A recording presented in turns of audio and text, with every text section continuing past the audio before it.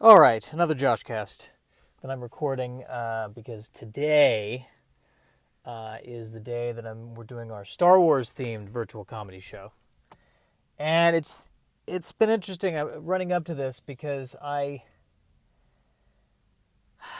been trying to think of Star Wars-y jokes to come up with, and naturally, as soon as there's a Star Wars show, I suddenly don't feel the urge to talk about Star Wars. And maybe the other thing too is I'm just trying to go a bit deeper. And I remember hearing how the guy who played. Here's the thing. I found a way to feel guilty about Star Wars. Here's how. The guy playing Jar Jar Binks, the guy who played Jar Jar Binks, worked so hard on that role. And then movie comes out. He becomes one of the most hated characters. Everyone's talking trash about him. To the point where he becomes suicidal. And the fact that knowing that I was part of the people who were dissing Jar Jar that contributed to him feeling suicidal, it dawned on me, that is the dark side of the Force. That's exactly what that is. That is the dark side of the Force. And that means that there's an entire group of people out there, including me, who really were dissing on episode 1, who should go back and watch episodes 4, 5, and 6. And kind of go back and we missed the memo. We missed the point of Star Wars, which is you don't need to be mean. If a Jedi saw a Star Wars movie they didn't like, they wouldn't trash talk the movie. They would either say nothing or perhaps offer constructive criticism.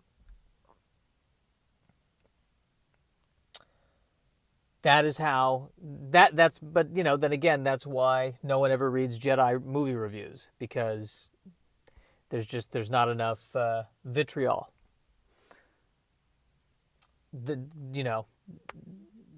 I think their review was, of all the movies I saw this year, this one is the most with the Force. This one is the strongest with the Force. Yes.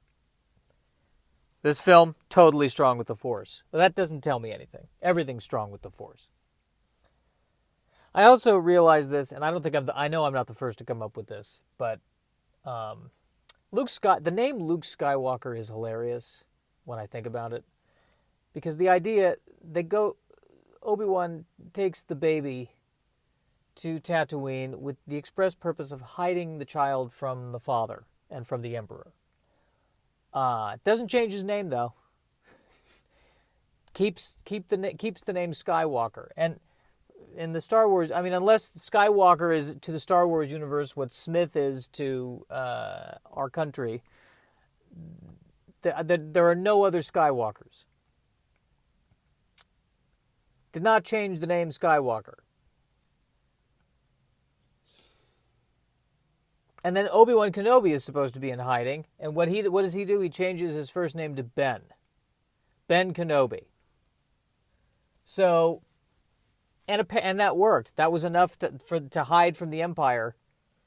So I guess the Emperor is really strong with the Force, but not so strong with looking through a phone book.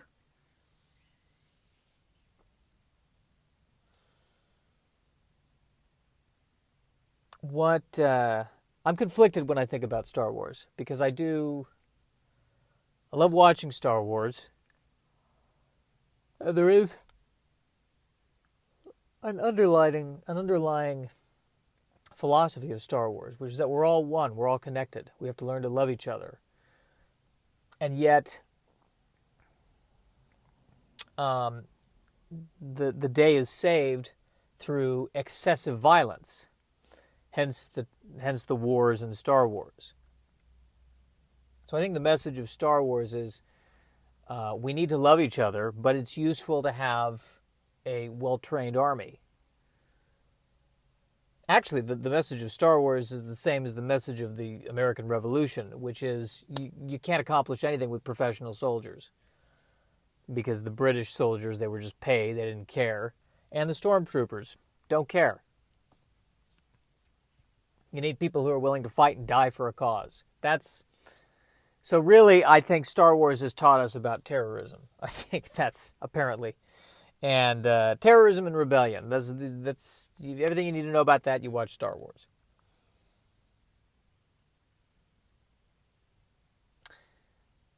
But I'm trying to reconcile the fact that is Star Wars healthy when there's all this violence? And why is it that as a youngster, it's fun to watch action? Is it healthy for me to watch that, or is it not healthy? Because I don't, everyone talks about how violent movies and violent video games, that's contributed to the increase in violence in our society. And I really have a lot of trouble buying that. I think society's always been violent. Like the Middle Ages. The Dark Ages were pretty violent. The Spanish Inquisition was pretty violent. They managed to do quite a lot of horrible things without playing Grand Theft Auto first. So I'm not so sure about that. I'm wondering if maybe people who already have violent tendencies, if watching a violent movie, doesn't help.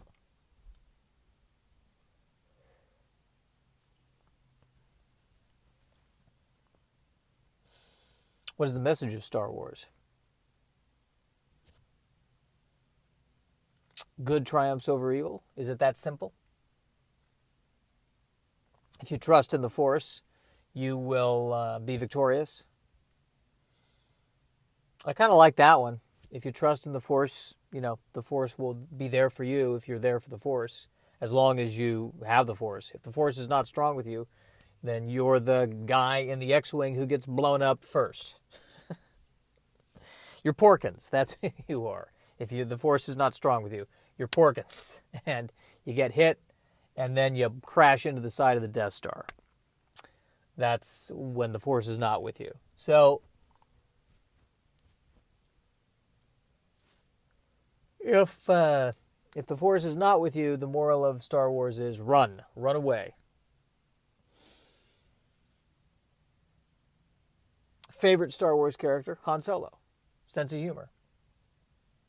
Hands down, Han Solo. Favorite character. Obi-Wan had potential. Obi-Wan was kind of a little Han Solo-ish. He was a little sarcastic, but also very posh. But I did like Obi-Wan as well. I'm a fan of Obi-Wan. Or old Ben.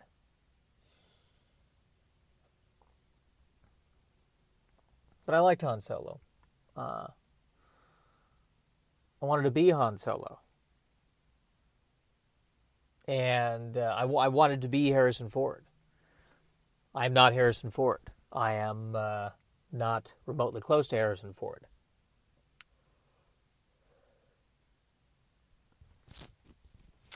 I am Harrison.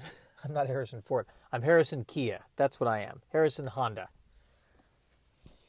Harrison Honda Civic. That's who I am right there.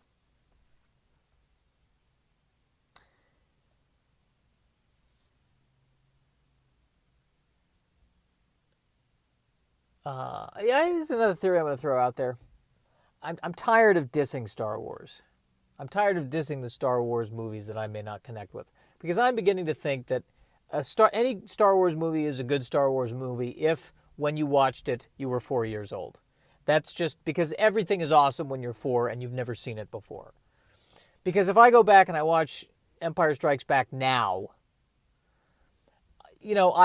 does it hold up? Yes. But at the same time, compared to all the other things I've seen,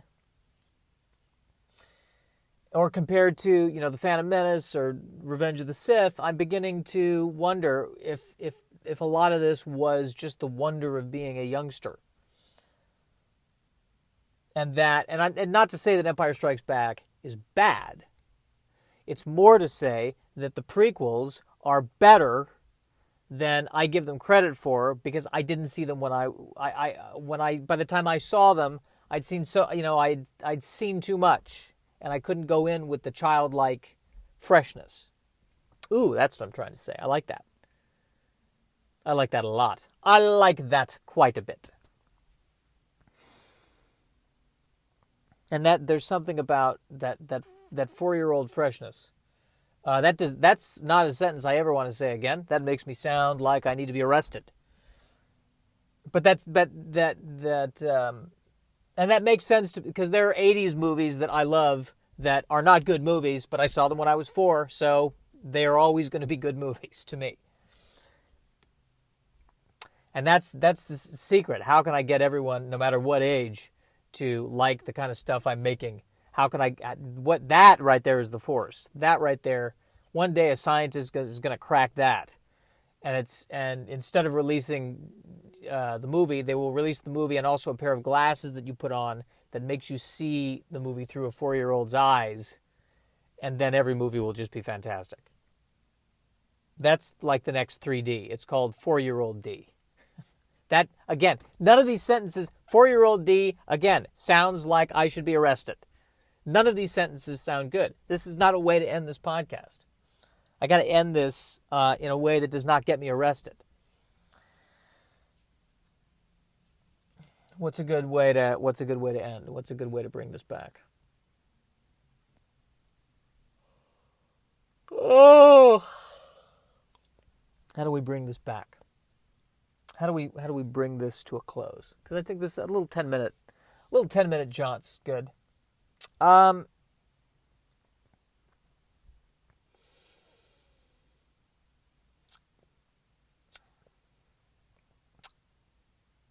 do we bring this to a close?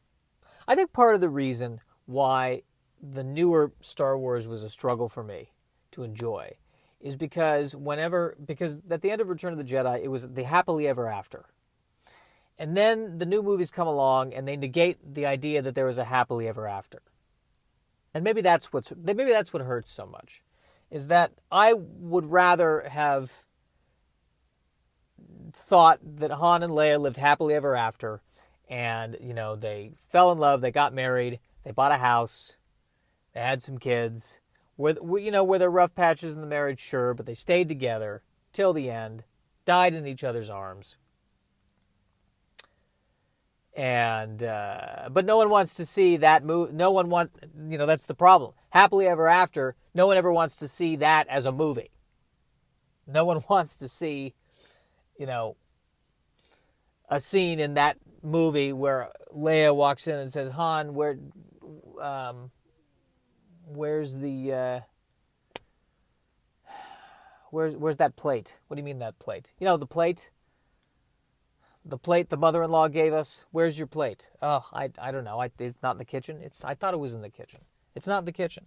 Well, I hope we don't lose that plate, because when she comes over, there's going to be, and she doesn't see that plate. I know. I'll look for the plate. And it doesn't end their marriage. They find the plate, and it's no big deal. No one wants to see that movie. But still, I understand why they made the new movies and why they did what they did. But still, I miss the happily ever after. Ooh, that's a good place to end this.